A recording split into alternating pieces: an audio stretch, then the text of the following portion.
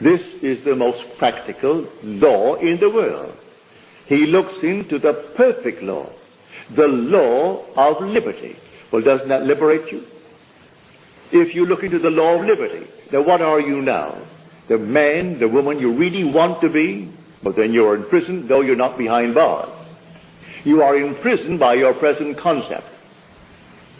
You're not behind bars. You're going to go home tonight and sleep as the woman, as the man you really don't want to be. So you are in prison.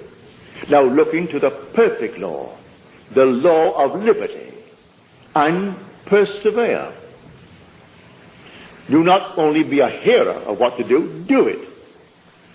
And you will be blessed in the doing. That's what Scripture teaches. Go home and read it. I am not misquoting. I am quoting accurately from the Epistle of James in the New Testament.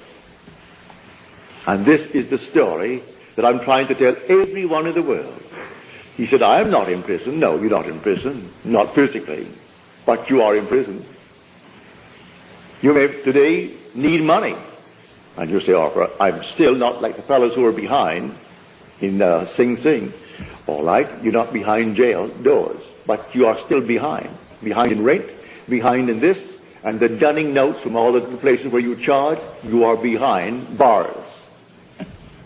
You can't seem to find the necessary sum to pay them. All right, look into the perfect law of liberty. That's the perfect law. Well, how do I do it? Rearrange the structure of your mind. The demagnetized piece of steel does not differ in substance from the magnetized, only the arrangement of its molecules. And then one lifts up enormous weights when it's completely one-pointed. When all these molecules face one direction, it's a powerhouse. The other is scattered. So let not the double-minded man think that he will in any way receive from the Lord, you're told. The same first chapter. If the double-minded man comes, who is unstable in all his ways, let he not think he will receive anything from the Lord. What can you give a man who doesn't know what he wants? I've gone into a restaurant just to prove this principle. Sat down, said to the waiter, what would you like for a tip? And he's embarrassed. I said to my friend, I'll give him what he wants. Within reason, I'm not going to give him any $100 bills, but I'll give him, if he said to me, a $5 bill. He didn't order that which warranted a $5 bill. And he was embarrassed and embarrassed and embarrassed. And all he expected was exactly what he got. He just didn't know. He just had no concept of putting something, of course he didn't know it, so how could he put it to the test? So I am telling you, you rearrange the structure of your mind. That's all you do. It doesn't differ from Einstein's mind. There's only one mind. There's only one God. There's only one Lord. Listen to it.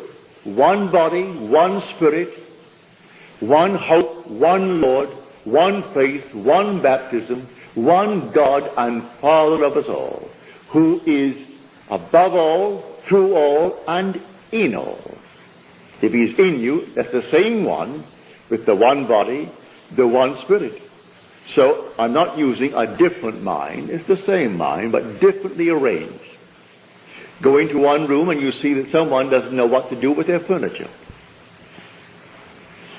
Bring someone in who knows how to set a room. Come back an hour later after she's through with it, and you will think you're in an entirely different home. My wife used to pull that on me all the time. I'd come home and think I've just stepped into this entirely strange apartment, and wonder if I'm really at home. And she was hiding some other place. She had completely rearranged the structure of the furniture. It looked like an entirely different home. But she had that sense how to do it. And so she did it. So, with what you have, all you need is exactly what you have. For you have the mind of God. It's not a different mind, the same mind. And you simply rearrange the mind by a mere assumption. What would the feeling be like were it true? That I am now the man that I want to be. Now the woman that I want to be. But it's added, but persevere. You must persevere in it. If I call you now and you answer, one thing. Well, will you respond an hour later to the same call, then if you persevere, you will. If now, an hour later, you think of yourself as you now, when you dare to assume that you are now the man that you want to be, an hour later, are you still assuming that state? If you're not persevering. You are the hearer who looked into the mirror with his natural face and he saw it. Then he went his way and at once forgot what he looked like. So if 1 hour from now you're not still assuming that you are the man that you want to be, you've forgotten. You are the hearer and not the doer. And he warns us of the vast difference between being a hearer and being a doer. The doer acts. God only acts and is in existing beings or men. So bear in mind that your wonderful world is not bounded by your senses. You perceive far, far more than your sense, no matter how acute it is, could discover. Your senses can't discover what now you're capable of assuming that you are. Your senses dictate what reason will allow. And your reason and your senses are bound together. Go beyond it. For what you now know from experience, what you know from the past, will not be what you will know when you know more than you now know. But having done it and proven it, I know more than I did when I was bounded by my senses. When I couldn't get out of a certain island on time to meet a commitment in Milwaukee, I knew what I did in the Army. I simply applied the identical thing, and I got out.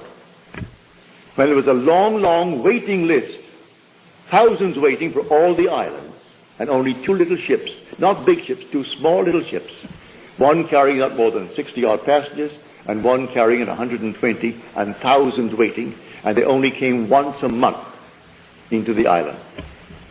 One every 32 days, and one every 3.5 weeks. How long would it take to get them all out? I didn't ask anyone a favor. Didn't ask my brother, who was a powerful businessman in the island. He criticized me for not arranging passage back to America when I left America. That's the place where you should have done it. That's the powerhouse of the world, New York City. That's where all these things are done. And you dare to leave New York City when you could arrange a round trip. And you come here on a one-way ticket. Well, I didn't ask any favors of him or any favors of any member of the family. I simply did exactly what I did in the Army. And in 24 hours, I was called by the Alcoa company and given my passage. Over thousands who were waiting. Isn't my concern why she did it? Or why someone else didn't get it in preference to mine, but my name was down at the very bottom. I wasn't at the top. I'm at the bottom of the list. It isn't my concern. I look into the perfect law, the law of liberty. And I persevered. I sat in a chair in my hotel room, and there I sat in the chair, and as soon I am next to the boat, I'm climbing up the gangplank. That's before we had a deep water harbor. So you had to go off to seal up maybe a half mile or a mile to sea on a little tender, and then take the gangplank and go up to the ship. So I felt myself bobbing as you would on the ocean, and then moving up the gangplank. I could smell the rawness of the sea. Got up to the top. If my mind wandered, I brought it back down again and did it all over again. It wandered, brought it back down again, kept on doing it over and over until finally I did it. I fell sound asleep sitting in the chair in the act of doing. Next day, Alcoa calls me and gives me my passage for my wife and my little girl. So I'm telling you from experience, it doesn't fail, but we must not simply be hearers of the word. We must be doers of the word. For if you are a hearer and not a doer, you deceive yourself, he tells you. For we are the operant power. This law doesn't operate itself. It doesn't care if you're good, bad, or indifferent. Look around the world. Who would think that tonight someone serving life sentence in our jail is the same mind that sits in the White House? Who would think the one who sits now in the Vatican That mind of the Pope is the same mind of the one who is groveling on his belly, trying to kiss his hand. So on Sunday, there'll be Palm Sunday. And they'll do all these things on Palm Sunday, the Holy Palms. And then comes Friday. Then comes Sunday. And all this will go on and have all the show, fabulous show. And he who is being born on the backs of strong, strapping men does not differ from those who are his slaves bearing him. The same mind, but they have rearranged their mind to be slaves. And he has arranged his mind to be the Father, to be Papa, the great Pope. Same mind. There is only one mind in the world. There aren't two minds.